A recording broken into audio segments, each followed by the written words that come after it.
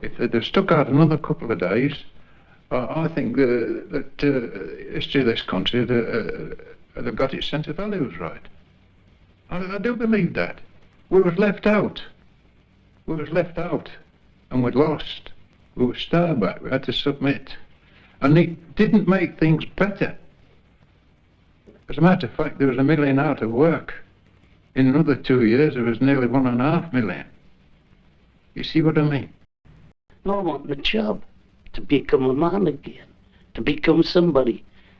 Because when you're unemployed, it's an awful thing. It feels as if you're not wanted. You had to keep your head down. If you forgot to keep your head down, you would lose your head. Do you know that we had a laddie, the second day down the pit, he had his head taken off by there? Do you know that? And I'll tell you what the coal owners offered the widow. She was a widow of the First World War, £15 burial fees.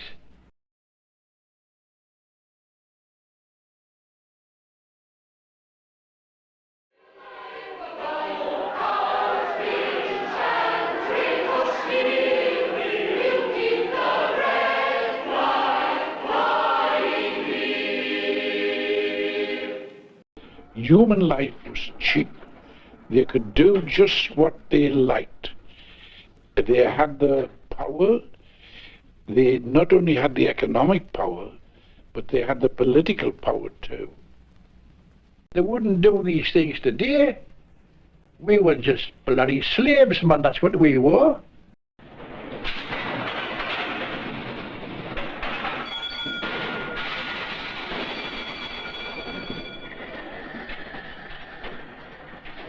In my generation, I mean, you had this love and this trust and this absolute dependency on people who were doing things with hard work with their hands. I mean, you didn't look down on them for doing it, and you didn't look up to them for doing it. They did it. You didn't, they did. And when they suddenly stopped, well, your world very nearly stopped too. The pit will be open at these prices. And the prices was about 20% of your wages. And if you didn't accept, then you were locked out.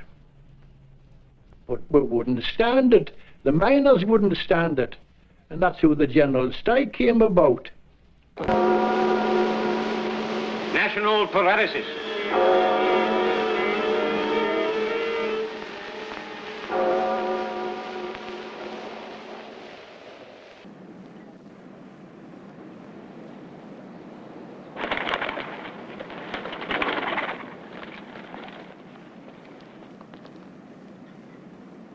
Trains stopped. Everything stopped. Not a sound. BBC broadcast today rioting at Newark. Strikers hold up train but dispersed by police. No truth whatever in this statement. All our men accounted for. Can anything be done with BBC to ensure truth of what is broadcast? It was the actions of the volunteers that most angered the strikers. And the trams could never sally forth very far down the line because the strikers, they screwed nuts and bolts into the central line which carried the power. And so as the tram drove down, then its whole understructure which organised the power was stripped off it. And there were disabled trams, like disabled tanks, standing around in various parts.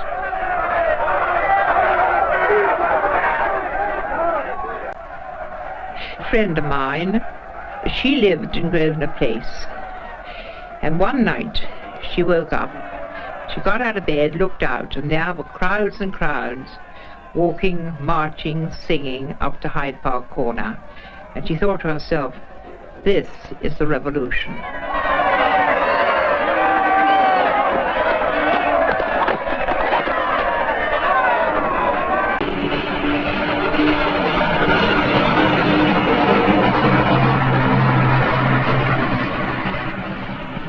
People all ran in all directions, and police were hitting them, and then the horses came trampling over them. The police absolutely went mad.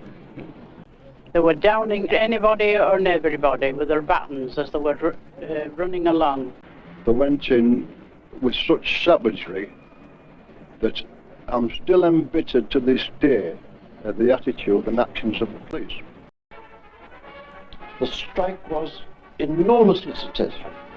Despite all our quarrels and difficulties in the Council of Action and our exhaustion at working about 24 hours a day, we were elated. And everybody was enthusiastic. You could walk along the main street and people were walking along almost in holiday mood. The workers were confident that they would win.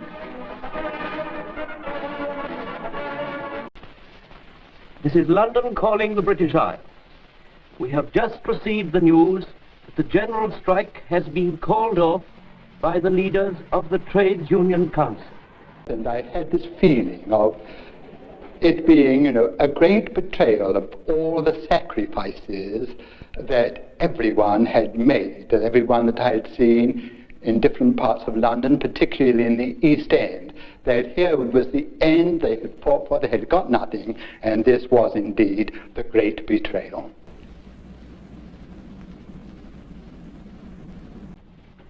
And the effect it had on them when they knew it had collapsed was absolutely devastating. And he was a different person. After he'd come through it, he was a different person altogether. I'm not blaming Stanley Baldwin for the depression, but I'm blaming him for the treatment that the workers received from then on. They had carte blanche to cut wages where they could and impose any condition they like, which they did do. Over there was a statue of William Wilberforce. He abolished slavery in the British Empire. That was a laugh. I have never said it was a defeat. It marked a turning point in British industrial history, and I was proud to be associated with it.